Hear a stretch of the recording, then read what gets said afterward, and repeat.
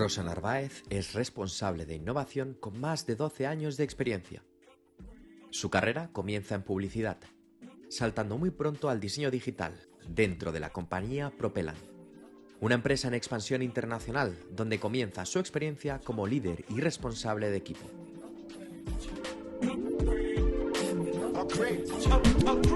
Soy Dani Saltarén y este es el Upgrade Podcast, un podcast en el que hablaremos de sistemas de liderazgo, escalar equipos y gestión. Traeremos a profesionales de distintos ámbitos para que juntos hablemos sobre retos, fallos, triunfos y entender así nuevos modelos de liderazgo. Rosa Narváez gana un concurso de la NASA, siendo este reconocimiento un gran punto de inflexión en su carrera. Esto dinamita su crecimiento, entrando en Iberia, donde su trabajo en asistentes conversacionales y omnicanalidad ha sido destacado por Meta y Amazon. Hoy lidera un equipo de innovación en Zurich Seguros, definiendo nuevos productos, servicios y nuevas rutas para la compañía. Bienvenidos y bienvenidas. Hoy tengo el placer de tener a Rosa Narváez. Bienvenida, ¿cómo estás? Muy bien, especialmente que ahora tenemos el fin de semana aquí, mucho mejor. Después de una semana frenética, ¿no? Un poquito de paz y de calma no viene nada mal. Sí, encantada. Qué bien, qué bien. Tengo aquí una cosa que me quiero leer. Quien te va a buscar y va a encontrar en tu LinkedIn. Tienes destacados, que podríamos hablar solo de los destacados que tienes, que me parece increíble, ¿no? Pero uno de ellos es una charla que das cortita en El País con Futuro, con tu futuro, donde dices algo así que debemos aprender a ser más renacentistas. También hablas de que estamos viviendo un renacimiento y estamos dejando atrás, por fin, ya lo que es esa revolución industrial, que probablemente muchas de las cosas que conocemos a día de hoy se deben precisamente a que aún no hemos roto y no miramos hacia el futuro, ¿no? Y cierras con, oye, los problemas de la sociedad no son ni de letras ni de ciencia. Y me parecía como el inicio ideal para enmarcar que ahora trabajas en innovación. ¿Qué es, no? ¿Qué es esto de trabajar en innovación? Porque es una palabra baúl, como lo es liderazgo y como lo es cultura. Caben muchas cosas dentro de innovación. Sí, además es una pregunta complicada, ¿no? Porque según en qué industria trabajes o para qué trabajes, la innovación puede ser una cosa, puede ser otra. Para mí, trabajar en innovación implica meter en una coctelera precisamente todo lo que sé, todo lo que no sé también, toda mi incertidumbre, agitarla y un poco ver qué sale, ¿no? Es decir, conectar todos los puntos y no sé, aprovechar la máxima, ¿no? Que te permite la capacidad, ¿no? De ser creativo en un entorno cambiante, aprovechándote de todo lo que realmente ya está ahí, que es la tecnología, que es la ciencia, que son las letras, que es todo lo que hemos visto, todo lo que hemos aprendido, y con todo eso, ¿no? Intentar resolver las cosas de una forma diferente. Mucha gente me dice, bueno, pero no es lo mismo, ¿no? No sé, cambiar el carrito de la compra de Mercadona que un Tesla, ¿no? Hombre, desde luego no es lo mismo, ¿no? Claro. Pero todo tiene un componente de innovación y no todo tiene que sonar a lo grande, ¿no? Y a lo bestia. Y para mí la innovación es libertad, en cierto modo, según qué contextos más regulados o menos, ¿no? La libertad está un poco más contraída, por así decirlo, pero es la posibilidad de abrir nuevos caminos. Y bueno, no siempre se llega a algún sitio, muchas veces te tienes que dar la vuelta porque estás en un callejón, pero bueno, por el camino descubres muchas cosas, ¿no? De ti mismo. Entonces, es el, no sé, diría que mi sitio de recreo, ¿no? De recreo. Felicidad. Ayer, en una conversación con mi socio y amigo Jorge Lana, precisamente hablábamos de la innovación y decía algo así como, hay veces que rozas la ilegalidad de alguna manera, como que rompes ciertas normas para precisamente poder innovar, ¿no? Estás sujeto a esas restricciones inicialmente y podemos ir entrando en tu caso, en el contexto de innovación dentro de una gran corporación, ¿no? Hay veces que esas normas y reglas son las que te impiden precisamente avanzar.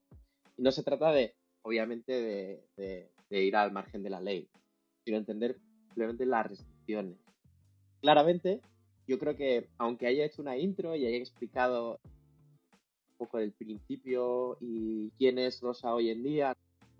¿Cómo llega Rosa a trabajar en innovación y yo creo a tener el poder, sobre todo de transformación que te han dejado, ¿no? El poder de tener acceso a personas, a presupuestos, a responsabilidades.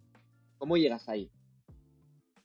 Yo creo que lo primero ha sido un poco, volviendo al inicio de la conversación, abrazando mi lado renacentista, ¿no? El camino no fue tan sencillo como decir, bueno, pues ciencias y letras, innovación, toda la costelera, ¿no? Como estaba comentando.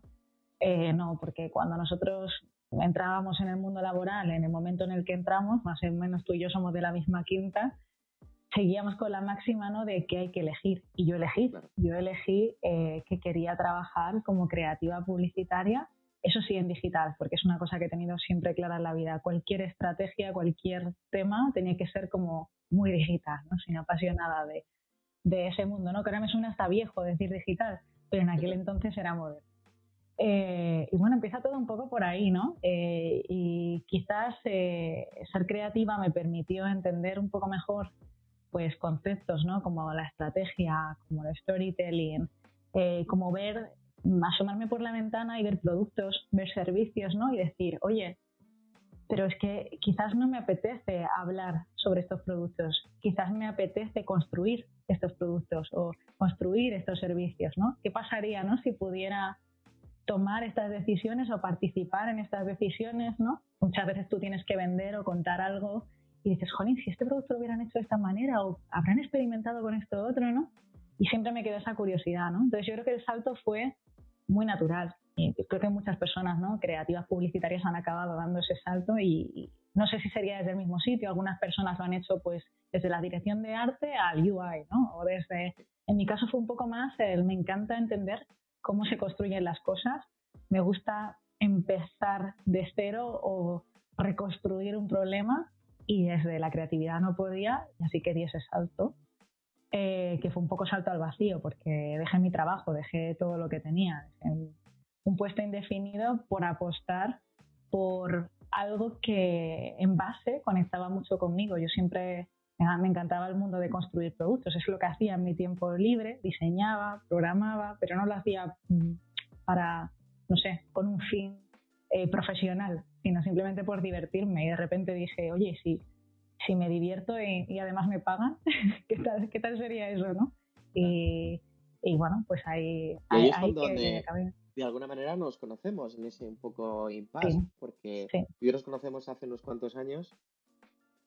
Además hablábamos, oye, el porqué de este podcast es yo quiero aprender y divertirme, pero también dar voz y espacio a gente que como tú, que tiene una trayectoria que me parece remarcable y resaltable, y nos conocíamos en ese momento en el que estabas en el, oye, ¿qué inquietudes tengo? ¿Dónde se pueden o de qué manera puedo empezar a desarrollarlas, ¿no? Hacer el acercamiento hacia el diseño más digital, que ya tenga esa etiqueta y parezca viejuno, ¿no? Sí, la parte, no sé, es cómo puedo combinar todas esas piezas, la estrategia, lo visual, porque yo soy una persona muy visual y no he dejado de serlo, el storytelling, pues el atractivo, ¿no?, que también me produce, ¿no?, el negocio per se y la tecnología. Todo esto tiene que tener cabida en algún sitio, ¿no? Y por suerte, pues nos ha tocado nacer en una época en la que de repente todos esos ingredientes juntos tienen sentido. Igual no le puedes poner nombre, hay gente que te dirá, soy diseñador de producto, otro, yo soy UX, otro, yo estratégico, luego pues cualquier cosa, Chief of Happiness, seguimos, ¿no? Pero lo importante es que tú sepas, ¿no?, cuál es tu mix. Y ese era mi mix, y justo cuando nos conocimos yo estaba enfocada porque sabía que me estaba gustando lo que estaba aprendiendo, pero tampoco sabía dónde me iba a llevar, ¿no? No sabía Claro. si yo simplemente me iba a quedar siendo una diseñadora UX, que fue como el siguiente paso que di, o si eso me llevaría a otra parte. La verdad es que no me lo pregunté, simplemente me iba dejando llevar porque tenía la suerte de poder hacerlo y me fui encontrando con cosas de mí misma que no conocía, que yo creo que eso es lo bonito, ¿no? Y también en esa idea de referentes, tener historias reales a las que poder acercarte. Es decir, claro, yo entro en tu LinkedIn y alucino y digo, cómo diablos se ha llegado hasta ahí, ¿no? Y cuando alguien observa y te escucha, ¿no? Y le interesa lo que piensas, se piensa que tienes una visión clara desde el principio, ¿no? Y hay una parte de ensayo-error que también comentas en la charla de, oye, hay que equivocarse y probar para encontrar, que me parece muy relevante. Oye, que no se me asocie el nací sabiendo qué tenía que hacer. Y probablemente tenga que ver con lo primero que dijiste. Nos empujaban a elegir. Y como tengo que elegir, le tengo que poner un nombre a lo que voy a hacer, que en este caso va a ser UX Designer, tenerlo súper claro, ¿no? Desmitificas y dices, oye, relájate, disfruta. Sí, totalmente. Es que tener que elegir, a ver, tenemos que tomar elecciones. Y si cuando tomamos elecciones nos equivocamos o acertamos, pero una carrera de éxito no necesariamente es una carrera llena de felicidad, ¿no? Ya lo sabemos, no creo que no conozco ninguna que sea así. Es normalmente una historia de probar, de ensayar, de equivocarse, de aprender cosas sobre uno mismo. Yo no puedo contar mi historia como una historia de superación, honestamente. Quizás sí que he podido encontrarme con momentos, ¿no?, en los que tenía que superarme a mí misma, pero a mis propias limitaciones. Pues lo que tú dices, si no tienes referentes, yo no sabía Claro. quién seguir. Yo seguía mi instinto. Y más o menos, pues parece ser que no estaba muy, muy desubicado, pero cuando no tienes a nadie a quien mirar, no conoces a nadie que haya hecho esa cosa rara que a ti te gusta, o tienes dos opciones, ¿no? O quedarte con un referente más cercano que te haga sentir más seguro y más cómodo y replicar eso porque has visto que funciona, o decir, voy a probar a hacer algo que no sé, que no he visto, que mi familia no entiende, que yo misma culturalmente, ¿no? Porque yo soy de un lugar muy pequeño, que es Melilla, y eso te condiciona. Es decir, no es lo mismo ser de un pueblo que ser de Madrid. En Madrid ves muchas cosas. Yo no sabía lo que era una ingeniería en telecomunicaciones hasta que llegué a Madrid. Ese es el nivel de catecismo, como digo yo, que yo tenía dentro. Es decir, yo era muy ignorante en tantos temas que, claro, para mí esto era ciencia ficción.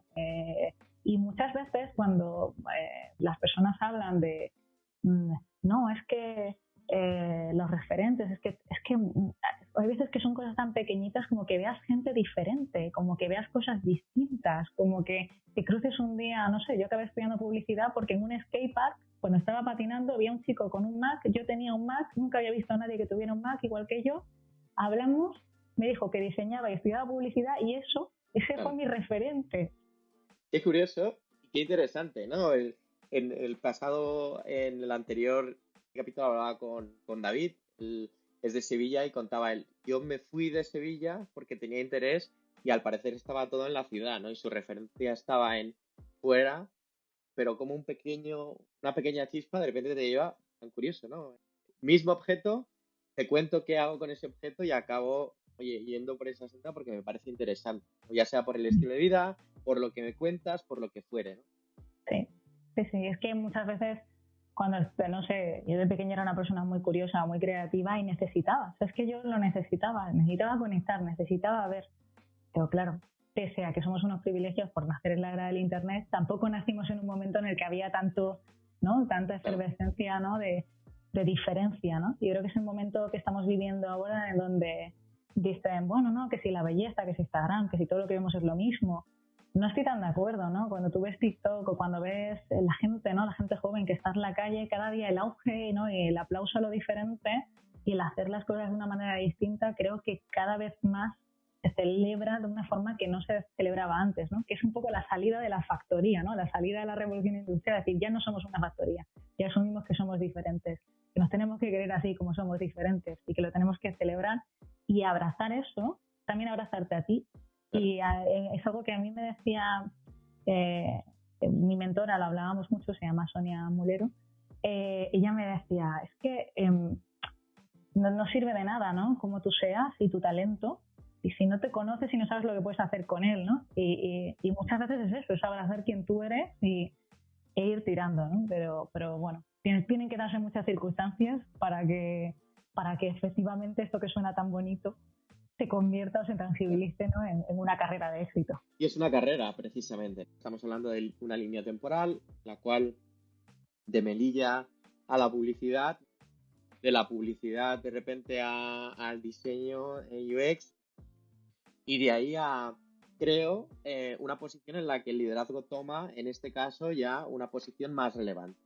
Creo que en ese salto, al menos habiendo hecho bien los deberes, es cuando dices, ostras, me toca liderar, me toca llevar a mi equipo y enfrentarme al reto precisamente de que es llevar a personas y personas que quizás en la visión plana de las cosas es simplemente pensando en lo técnico o en lo que somos capaces de hacer, tenemos las mismas habilidades, pero el liderazgo quizás, me gustaría también conocer tu visión, no requiere del Figma o no requiere de la capacidad de hacerlo técnico, sino esa curiosidad y a lo mejor esa capacidad que ya puede la persona que esté al otro lado darse cuenta de tu capacidad de comunicar.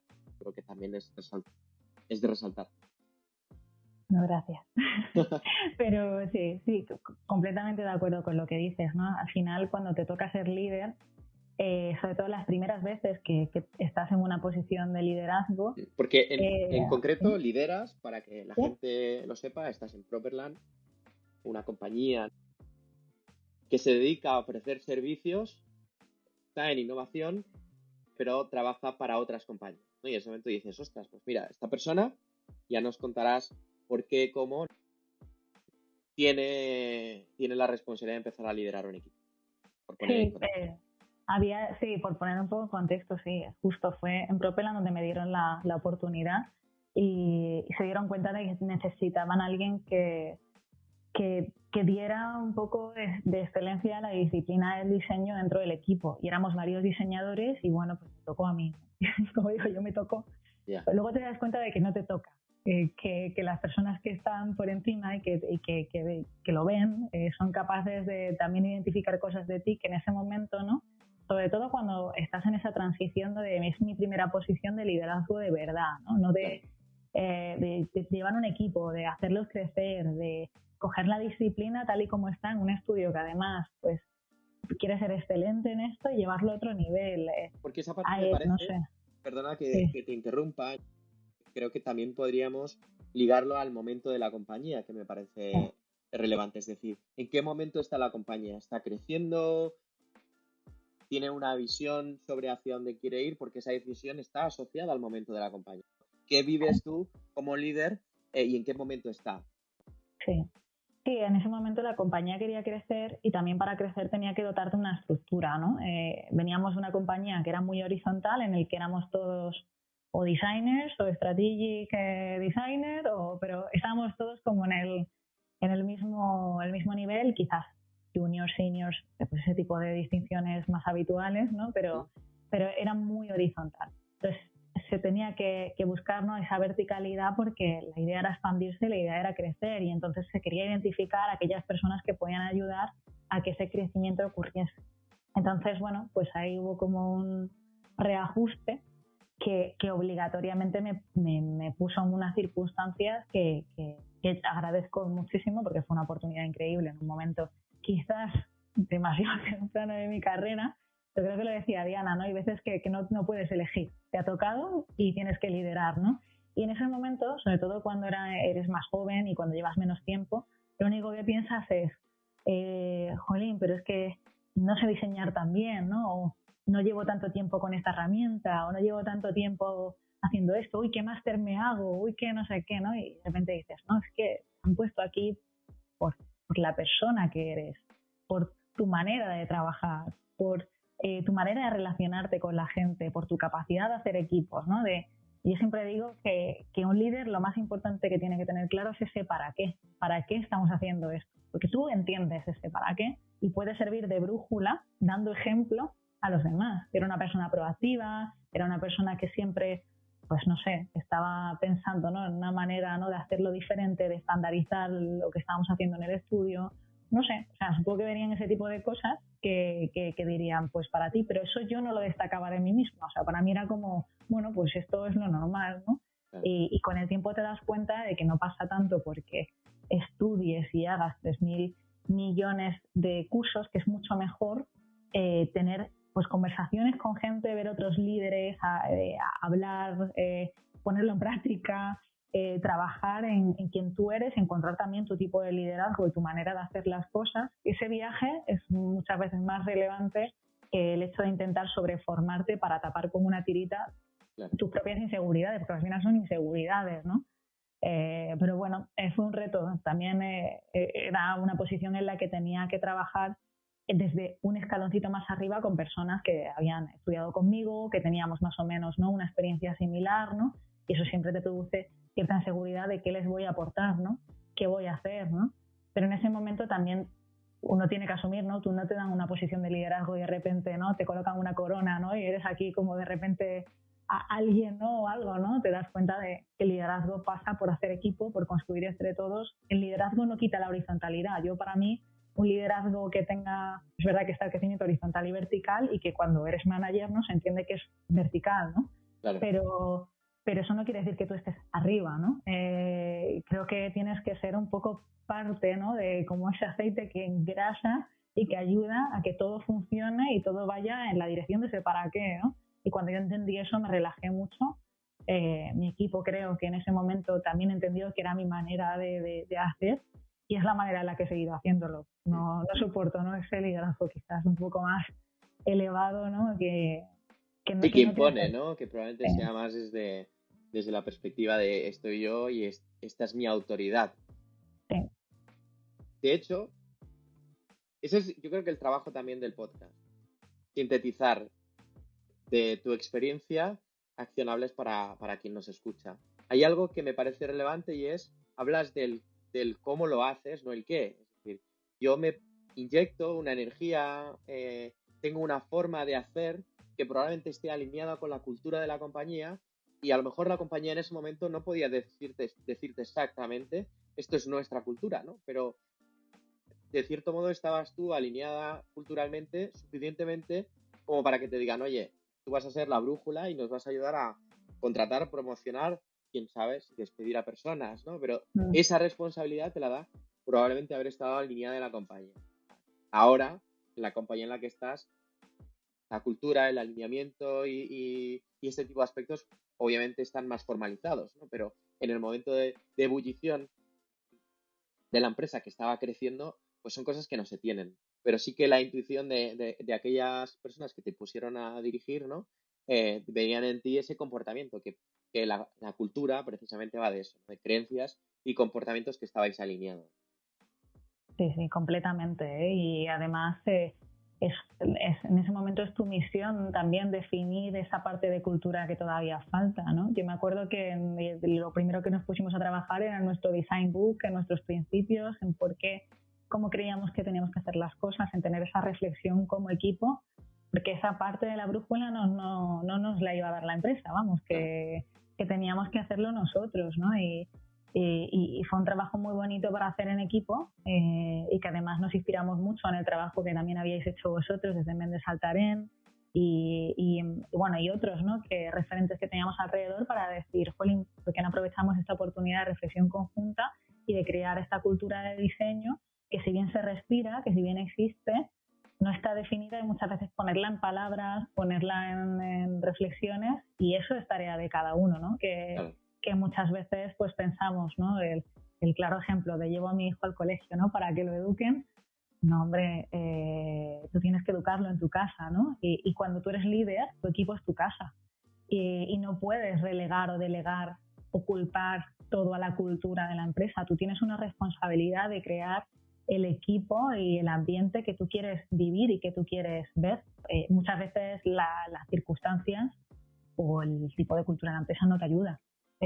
Otras veces sí, te lo promocionan, y en algunas incluso se puede ver hasta como una amenaza, pero lo importante es que lo hagas, que crees tu burbuja y tu espacio y tu estilo. Saltamos, ¿no? Y pasas de estar trabajando para otros a trabajar desde dentro. Lo de la compañía, y es la compañía con sus principios, valores y reglas internas, en la que, oye, pues el retazo, ¿no?, de entrar en Iberia y todo lo que te encuentras ahí, ¿no? Y hay una de las cosas que tenía apuntadas en nuestras conversaciones que tiene que ver con la cultura. ¿Cómo representas la cultura? ¿Qué es la cultura? ¿Cómo la vives después de haber formado parte incluso de la creación de la cultura del diseño de Properland, a consumir y vivir una cultura en corporate, en concreto la de Iberia?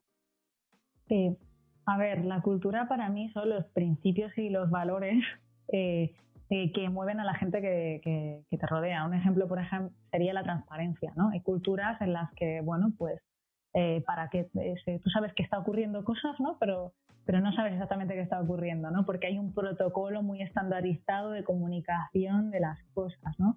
O hay empresas en las que, por ejemplo, hablar con un alto ejecutivo o meterte en un comité de dirección es imposible, nunca te van a dar audiencia, igual no se suben ni tan siquiera en el ascensor contigo y espera que vayas tú solo, ¿no? Y eso existe, o sea, eso lo hemos, los que además hemos estado en consultoría y hemos coincidido también con diferentes tipos de empresas, lo hemos visto.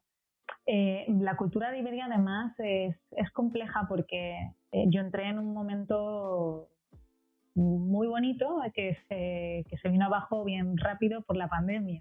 Claro. Yo tenía una oportunidad increíble en el que estaban con un auge de la innovación en Iberia efervescente, en el que se lo estaban empezando a creer mucho, y gracias al gran trabajo que habían hecho allí previamente, ¿no? Pues Alberto Terón, Nacho Tobar, Fabio Perdiguero, ¿no? Son personas que habían puesto muchas energías en crear eso, pero claro, de repente llega una pandemia y bueno, no deja de ser una corporate, ¿no? La cultura, claro, muchas veces en ese momento puede llegar a pasar a un segundo, tercer, cuarto, quinto, séptimo plano, ¿no? Ahí no te queda más remedio que crear tu propio, ese perfecto caso de propio refugio, ¿no? Éramos unos cuantos, nos quedamos 4 gatos, hay que tirar, hay que ilusionar en un momento en el que tú no sabes ni hacia dónde vas, ¿no? Entonces, estamos hablando de lo importante que es el para qué. Total. Y tú no sabes si te van a renovar en tu periodo de prueba, ¿no? Es como, uy, ¿para qué hago esto, no? En ese momento yo creo que lo que salvó a Iberia, además de intentar sobrevivir como buenamente como compañía pudo, ¿no? En esas circunstancias, en los equipos fue el pensar más que nunca en el cliente. ¿Para qué hacemos esto? O sea, la gente tiene unas historias dramáticas y nuestra obsesión, o por lo menos la obsesión de mi equipo, era intentar dar respuesta a los problemas que los clientes estaban teniendo en ese momento y pensar que teníamos la oportunidad, la mayor oportunidad que nunca se había tenido con asistentes conversacionales, de poder hacerlo de una forma diferente. Y en el que en ese momento nos habían dado pues el privilegio de poder actuar de forma masiva con un canal que yo cuando llegué no era un canal ni que era WhatsApp, no era un canal relevante, ni se pensaba utilizar de esa forma, quizás a largo plazo, medio largo plazo era nuestro objetivo, ¿no? Pero pasamos a una primera línea casi sin medios, que lejos de hacernos venirnos abajo, lo que fue somos 4 gatos. De hecho, yo tenía un equipo mucho más grande. Mi equipo duró lo que un pestañeo, y los 4 que nos quedamos, pues ¿cómo hacemos aquí piña para que de verdad esto signifique un cambio para la gente, ¿no? Creo que en algunos casos lo logramos, en otros llegamos demasiado tarde porque no nos daba mucho la vida, ¿no? Pero en ese momento el encontrar ese para qué, aunque fuera tan sencillo, es para que puedan devolverte el dinero que tanto necesitas porque te han despedido y igual tenías un vuelo comprado a Nueva York, ¿no? O para que puedas irte a volar a ver a tu familia porque lo necesitas, porque a pesar de la cuarentena, no sé. Conectar con las personas nos cambió mucho el chip y suplió un poco quizás la negatividad, ¿no? Y el momento tan triste y de guerra, casi te diría, que claro, estábamos teniendo ahí. Una persona a lo mejor en un contexto distinto, hablas de WhatsApp, creo que es difícil incluir en compañías así innovaciones, o volvíamos, ¿no? Al principio de innovar depende del contexto, ¿no? Innovación de utilizar un canal que probablemente fuera en contra a lo mejor de la visión porque WhatsApp es todo para todos, se puede utilizar de cualquier manera, incluso puedes asociar ciertas ideas al propio canal, ¿no? Y cómo llegas y no solo pasa de ser algo minoritario, sino a ser algo relevante en un momento donde la comunicación lo era todo, ¿no? Ostras, no tiene nada que ver innovar poniendo WhatsApp a lo mejor que probablemente le solucione la vida a alguien que hace booking de citas para el fisioterapia o peluquería, que llevar canal así de Iberia. Sí, en Sí, sí, sí. Y en ese momento, con tanta exposición, porque también meter la pata suponía que mucha gente viera que habíamos metido en la pata. Hay que pensar que había días que teníamos más de 70.000 conversaciones. No interacciones, no, una conversación en conversación estoy contando. Eso es una auténtica barbaridad para un canal como ese en el momento en el que estábamos. Y además, yo como líder era una líder reciente, porque yo era líder en ese momento del proyecto, ¿no? Y de un equipo, ¿no? Que era una mezcla entre diseño, lingüistas, ¿no? Pero realmente yo no tenía mucho conocimiento sobre los canales conversacionales. Yo tenía que aprender muy rápido de mi propio equipo y además me acuerdo perfectamente que se montaron como una especie de gabinetes de guerra, ¿no? A las 8 de la mañana, de 8 a 9, en el que nos contábamos en directo pues, qué es lo que había sucedido y pensábamos en acciones para implementar en ese mismo día. Es decir, el backlog era no backlog, era cada día teníamos que ver qué eran lo lo que más lean necesitaban los que clientes. hay, ¿no? Hay libros que te hablen de lo lean, estaba ahí claro, totalmente estás aplicado. ahí. Oye, tenemos a 2 familias que se han quedado tiradas en Barajas, en no sé cuántos habitantes, nos están llamando por aquí y reaccionábamos en el momento. Eso fue lo que realmente hizo que el canal despegara. ¿Por qué? Porque para la web tardaban horas, para la app ni llegaba y yo en 15 minutos decía, chicos, ya está subido el comunicado tal y tal, estamos teniendo estas interacciones. Claro, nadie tenía esa velocidad, no podían responder a esa velocidad. Y además yo me acuerdo que, yo siempre cuento como anécdota, que de las primeras veces que me presentaron, como la gente no me había puesto cara todavía, a muchos los conocí por Teams, y decía, bueno, menos mal que tenemos a esta chica, ¿no? Y me acuerdo que uno dijo, experta en inteligencia artificial y análisis de datos. y yo pues si esto es lo que están esperando de mí, estamos muy mal, estamos muy mal. Y me acuerdo que lo pasé fatal porque yo decía, ¿y cómo voy a demostrar esto? Y me acuerdo que cada día me leía todas las conversaciones que pudiera leerme, pero cuando te digo todas es una tras otra en tiempo real y sacaba informes y decían, si no hay machine learning, la máquina soy yo. O sea, es decir, yo cada día sacaba reports de qué está pasando, qué va a venir, qué está pasando, qué va a venir, porque sabía que era un momento en el que había visto 3 semanas antes que mi equipo era súper irrelevante en comparación con otros canales y que si en ese momento reaccionábamos y conseguíamos demostrar en contexto tanto al usuario como a la propia compañía que era un canal que podía resolver la vida y que para en la industria de la aviación podía ser muy importante, mi área de innovación lo entendía, digo el resto de áreas, la propia operación, eso es que esa oportunidad no la iba a tener nunca, aunque no supiera muchas veces lo que estaba haciendo. Y de hecho así fue. O sea, lo que ocurrió es que al final se montó el equipo de omnicanalidad y se llevó a la operación. Y para mí eso fue el éxito, es que ese proyecto que estaba en innovación acabara implementado en el día a día de la relación con el cliente, ¿no? Dejar de ser un experimento. Y fue como dicen, ¿no? Estos los llaman milagros encubiertos, ¿no? Es decir, llegas a un equipo de innovación, tienes equipos, llega la pandemia, se va todo al carajo, todo lo que pensabas no funciona, estás en tu periodo de prueba, no sabes si vas a seguir o vas a ser una más que se va por la puerta, y de repente dices, oye, ¿y si aprovecho esto y si le doy la vuelta total, ¿qué va a pasar? Que me echen, ya es bastante probable, o sea, que no tengo nada que perder, ¿no? Así que bueno, es una historia que a mí me ha marcado profesionalmente en muchos sentidos. Y vamos viendo los saltos, te escucho y entiendo como vuelvo a empezar. Y vuelvo a empezar, y el volver a empezar es, oye, hago un cambio, después de hacer ese cambio descubro cosas nuevas, empiezo como líder y doy otro salto y vuelvo a empezar como líder, ¿no?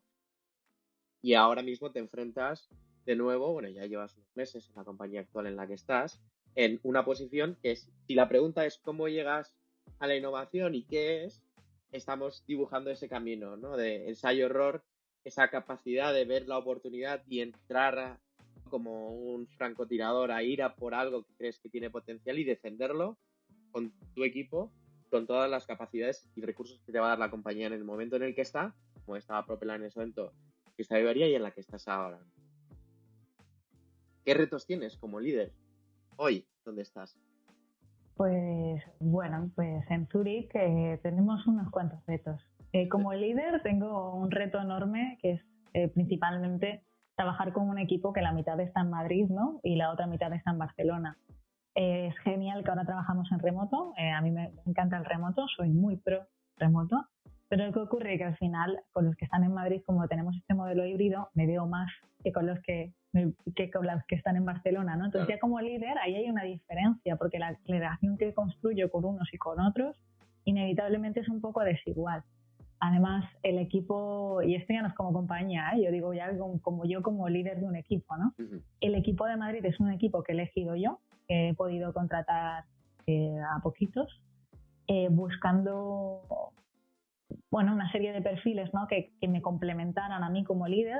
Yo soy de estas personas de las que pienso, no quiero un ejército de personas como yo quiero personas que sepan hacer todo lo que yo no sé hacer, para que sean autónomos, puedan crecer, yo pueda aprender de ellos y les pueda enseñar también algo de mí, porque si todos sabemos lo mismo, pues aquí nos quedamos en casa, ¿no?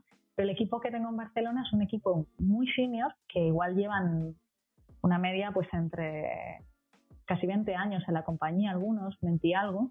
Estamos hablando de personas que no, casi rozan, ¿no? O sea, igual yo estaba haciendo la comunión cuando entraron en la compañía.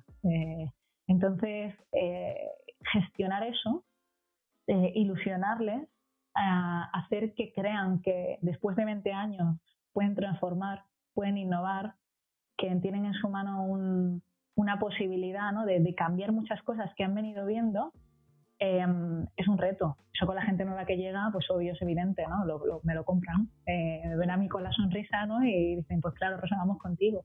Pero ellos no, ellos han visto mucho y han visto también a mucha gente que seguro que ha llegado con la misma ilusión que yo y se ha ido por la misma puerta, ¿no? Entonces, incluso sentirte tú como líder con la autoridad de enseñar a alguien que lleva tanto tiempo en la industria. Yo no tengo ni idea de seguros, ahora ya sí, por suerte me he puesto bastante las pilas, que yo entré pues como en el resto de ocasiones. O sea, yo he ido dando saltos mortales, ¿no? Que de personas que no sé por qué han confiado muchísimo en mí. Yo me he tirado a la piscina porque siempre lo digo, si hay alguna virtud que tengo es que aprendo rápido y que soy honesta con lo que no sé. Y como sé lo que no sé, me pongo mucho las pilas, ¿no? Desde que llego, ¿no? No intento fingir. Y aunque eso a veces me hace sentir un poco insegura durante un tiempo, con mi equipo, por ejemplo, ¿no? Fue de las primeras cosas que hablamos, ¿no? Venían de una reestructuración terrible. No es una compañía que haya sufrido muchas reestructuraciones. Y, pues bueno, año de pandemia, todas las compañías sufrieron reestructuraciones. Claro. Y realmente poder sentarme con ellos y hablar del momento en el que estaban, cómo se sentían con una persona joven, ¿no? Como yo, y que encima no tiene ni idea de su industria, pueda ser su jefa, por así decirlo. Para mí es de los mayores retos que he enfrentado y que me sigo enfrentando, porque días que me levanto y digo, ¿esto qué les ha puesto, no? Y tengo que recordarme de si yo estoy ahí es por algo, y ellos mismos también me lo recuerdan a mí. Y a nivel lo que es compañía, yo creo que el mayor reto es lo que ocurre con muchas corporates, ¿no? Abandonar todo ese historial tecnológico anticuado que tienen para construir lo nuevo y construir una forma de relacionarse con el cliente que no es la que han tenido hasta la fecha, y que emocionalmente, a nivel palabras y todo, está absolutamente desconectada con la realidad de las personas, ¿no? Piensa que en unos seguros, en el momento de la verdad, cuando te llaman, es cuando alguien tiene un problema gordo. Tú te contratas un seguro básicamente por eso. Si tú en ese momento no eres empático, tardas demasiado en responderme o en enviarme a alguien, etcétera, es la peor experiencia que puedes tener en tu vida. Entonces, hay muchos retos desde la operación, porque yo estoy muy metida en la operación y en las tareas que se hacen internamente, cómo se gestiona el equipo internamente. Hay una transformación que pasa por las personas. Tenemos la estructura adecuada, tenemos el equipo adecuado, estamos trabajando de la manera que más óptima para que tengamos esta cultura de servicio, cultura de cliente que hay que tener. Y si no, ¿por qué no? Porque muchas veces es porque la gente es que no piensa en el cliente, no, muchas veces es que no tienen las herramientas, o es que necesitan formación, o es que ¿cómo no van a pensar en el cliente si están todo el día descolgando el teléfono? Y acaso los pobres sabrán más que nadie, ¿no? de la gente, ¿no? que está llamando y que necesita ayuda, pero luego también hacia arriba, ¿no? De convencer que para poder hacer eso necesitas inversión, que la tecnología no es un camino de rosas, que tú no implementas algo y que funciona. Siempre que hay un cambio, hay baja de productividad. Eso es así. Cambio, baja de productividad. Hasta que luego se sube otra vez hacia arriba y empieza a funcionar. Entonces, que eso se asuma que acelerar muchas veces es tener que frenar un poquito, es difícil y toca como, vamos, de frente con muchas veces pues, con los objetivos de la empresa o con lo que se quiera. Yo, por suerte, estoy muy empoderada. Tienen súper claro que mi equipo está para lo que está, y eso es fundamental, porque si no es todos los días, ¿no?, intentar luchar contra quizás, ¿no?, una realidad, o sea, un contexto que no te comprende y bueno, no sé, quieras o no, tener ese sponsor dentro pues ayuda. Total. Hablaba con Diana sobre los referentes. La felicitaba y la felicito de nuevo por el launch que se llevó su equipo y ella con el producto. Y hablábamos de premios y reconocimientos, cómo los premios y reconocimientos sirven para poner en el mapa lugares en los que mirar. Lo he vivido en primera persona y sé que quizás, como compartimos a veces, ¿no?, ese síndrome del impostor de todavía no es suficiente, creo que lo puedo hacer mejor, y se puede convertir en un motor de vida, pero que olvidas lo relevante que es quizás que alguien reconozca tu carrera. Aquí va, ¿no?, la pregunta de cómo influye en tu carrera, en qué momento, en el momento en el que eres reconocida por una compañía como es lo que es la NASA, ¿no? Es decir, ostras, cuando eso ocurre, ¿qué impacto tiene en tu carrera y cómo un reconocimiento así, pues oye, te pone en el mapa de una forma distinta? ¿O no? ¿O es todo lo contrario? ¿No? Es totalmente irrelevante para ti. No, a ver, ¿te imaginas? No, a mí lo de la NASA, yo en realidad... a ver, a mí me cambió la vida a muchos niveles. Me cambió la manera de percibirme a mí misma y de entender cuáles eran mis capacidades. Porque yo soy alguien que a priori todo el mundo me percibe como qué segura es esta chica, qué aplomo.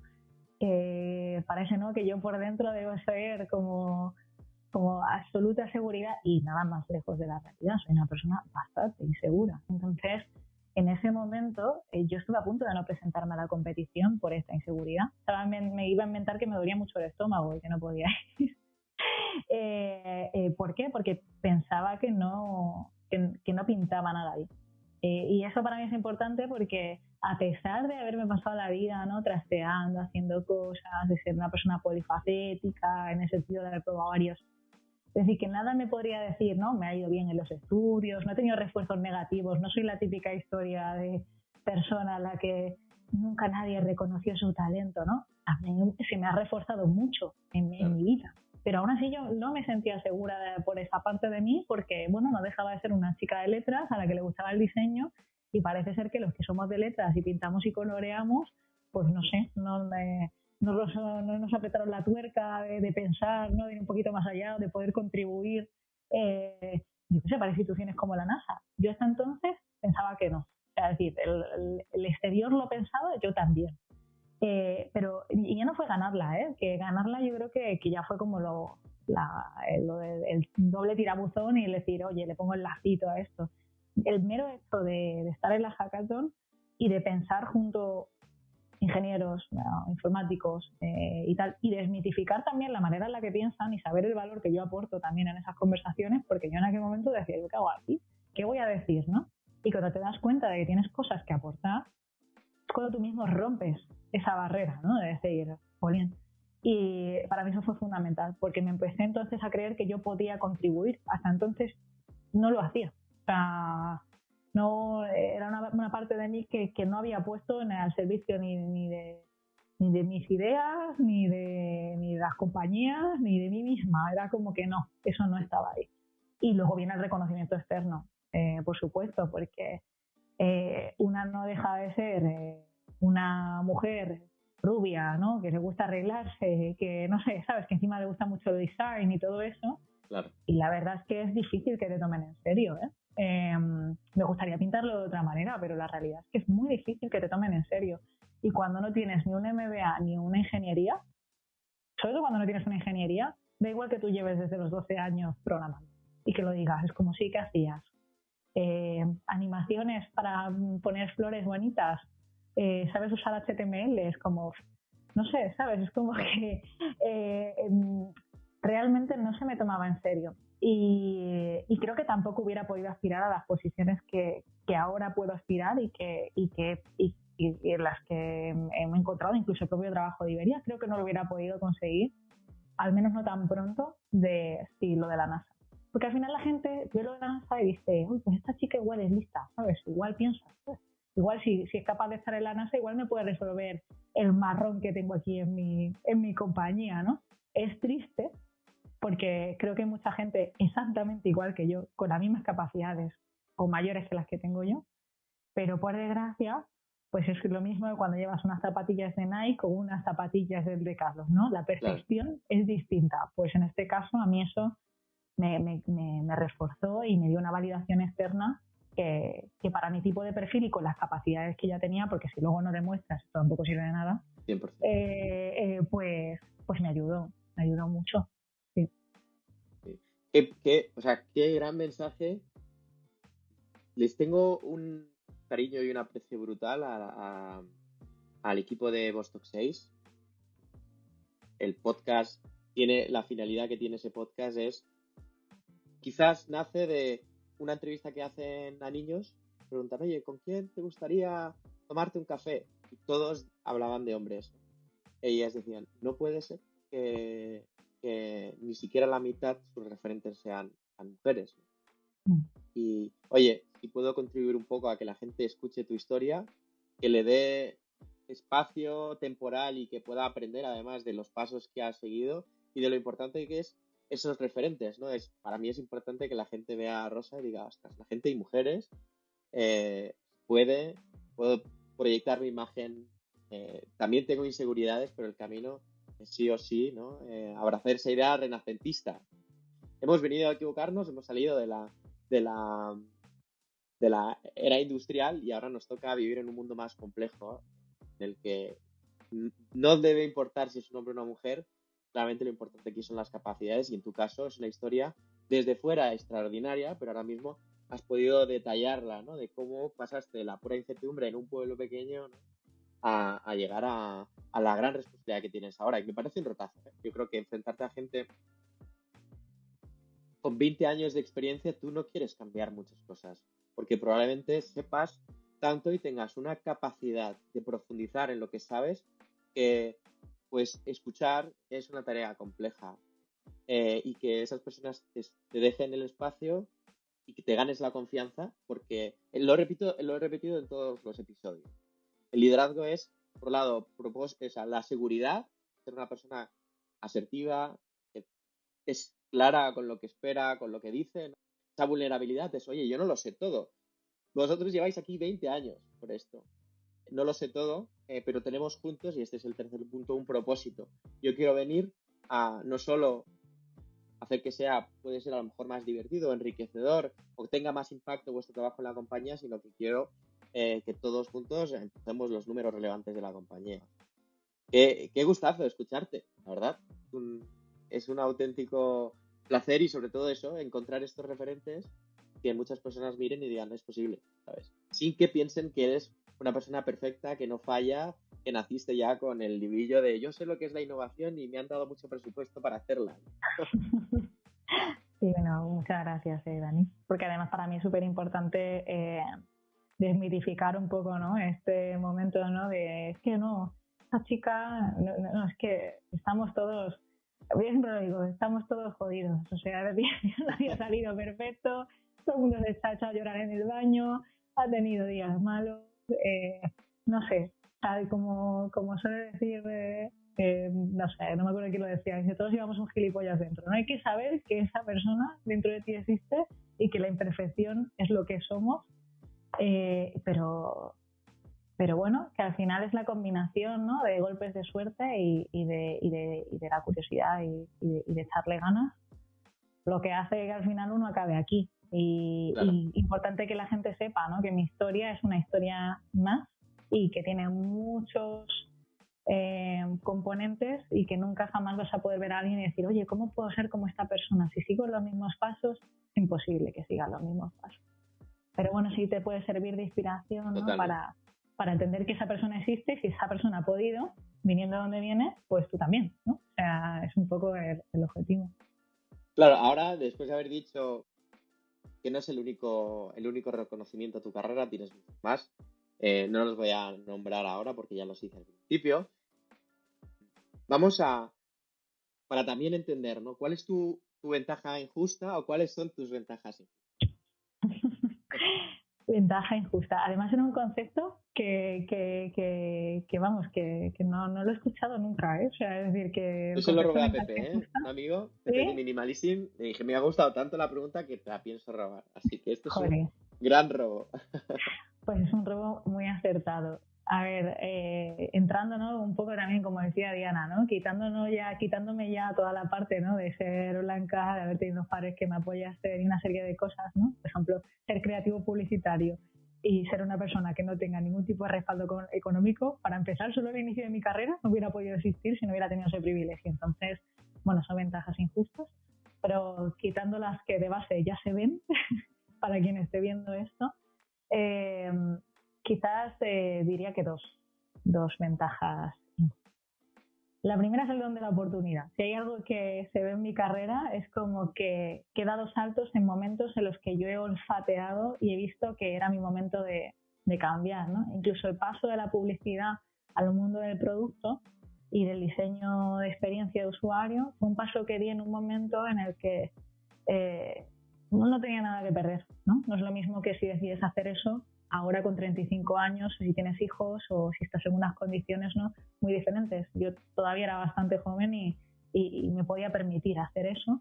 O vistas en cualquier presentación o cuando hay algo que contarle a alguien, encontrar el timing es un olfato que no sé de dónde me ha venido, pero desde luego es una ventaja muy injusta porque normalmente me juega mucho a mi favor y es una suerte. Y luego a nivel de hard skill, de lo que suele decir, ¿no?, de algo que puedas aprender de una manera, ¿no?, una habilidad que no sea una habilidad blanda, nunca sé cómo traducir esto, creo que tiene más que ver con el aprender rápido, ¿no?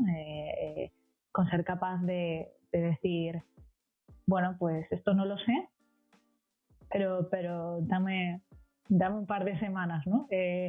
Creo que esa capacidad de aprendizaje y de no tener miedo a lo desconocido es desde luego una ventaja injusta en el mundo en el que nos movemos ahora, que cambia 24/7, ¿no? Y que como te quieras agarrar a lo que sabes, pues probablemente vayas a ser muy infeliz. Bien, bien, bien.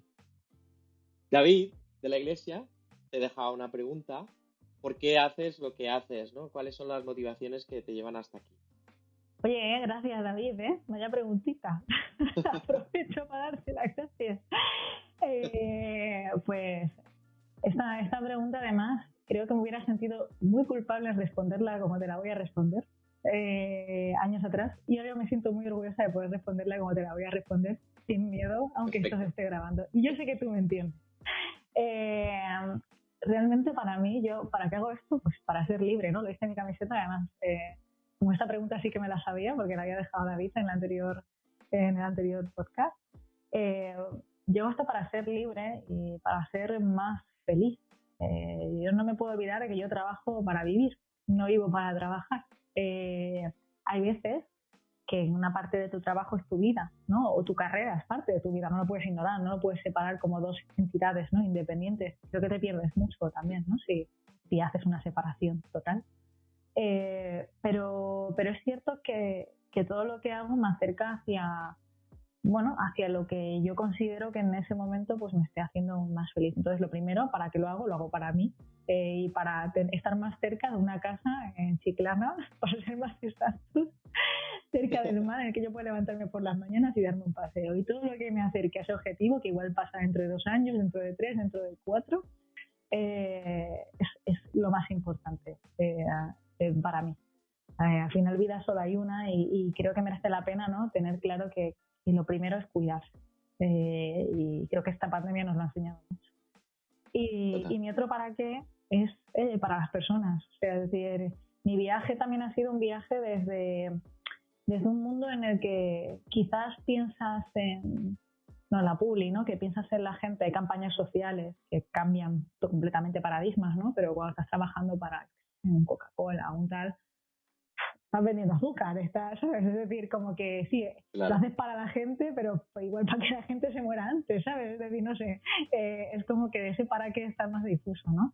Lo que a mí me enseñó del diseño es que desde lo que a mí me hace feliz, yo podía estar más cerca de las personas y contribuir a que de un modo u otro tuvieran una vida mejor, una experiencia diferente, no sé, una vida más sencilla. Esa ambición de sencillez, ya venga de lo digital, de lo físico, de tal, me da exactamente igual. Muchas veces la sencillez es cambiar un proceso, es fundamental. Y eso también incluye cuando estás en puestos de liderazgo, para que la gente con la que curro crezca, para que el día de mañana los vea haciendo cosas maravillosas o no sé, es ese fin social y ese fin para mí, porque ya me he dado cuenta de que si no hay nada para mí, pues tampoco tiene mucho sentido, ¿no? Y una cosa que también desmitificar, ¿no? Aprovechando que este podcast va de liderazgo, ser líder no significa que descolgarse a cerrar la puerta a las 12 de la noche, no tener vida. Se puede crecer y se puede encontrar un espacio en el que puedas ejercer tu liderazgo sin sacrificar tu vida. Y cualquier empresa o cualquier lugar, salvo que la empresa sea tuya, que esa historia es un journey diferente, cualquier empresa que te diga que para crecer o para poder tener ciertas posiciones necesitas hacer ciertos sacrificios, igual no es tu sitio. Bueno, por lo menos en mi caso no es mi sitio. Yo no soy mejor porque esté más horas, sino porque lo que hago tenga un efecto y tenga unos resultados. Y esos resultados, pues bueno, hay gente que lo consigue trabajando a las 2 de la mañana. Yo lo consigo teniendo tiempo para salir a correr o teniendo tiempo pues para poder sacar fotografías, ¿no? Y creo que cada día estamos más cerca de eso, pero es importante que cada uno se lo recuerde, porque si no, ¿qué vas a hacer? Si toda tu vida, en especial en innovación, ¿no? Si toda tu vida gira en torno al trabajo, ¿qué vas a contribuir si no estás leyendo, si no estás viendo películas, si no estás yendo a restaurantes que con sus recetas te huelen la cabeza, si no estás dando un paseo, si no estás viendo lo que hay fuera? ¿Cómo vas a innovar? Es imposible. Entonces, friendly reminder que trabajar mucho está muy bien, me he perdido muchas cosas, pero ahora me recuerdo que valgo mucho más por las historias que tengo que contar, por la gente que he conocido, que por la cantidad de horas que me he pasado encerrado en un cubículo. Pues me has dado el clip para promocionar tu episodio. Brutal. Lo comentamos. Torrentino, la mano de Dios, le dice en una de mis escenas favoritas de la película: si no vives, no tienes nada que contar, ¿no? Y más en innovación. Un gustazo. Tengo 2 últimas preguntas rápidas y prometo dejarte tranquila para que disfrutes de tu fin de semana. Ahora el marrón viene para el siguiente, que será pues una pregunta que le voy a preguntar al siguiente invitado y luego una persona a la que invitar. Vale.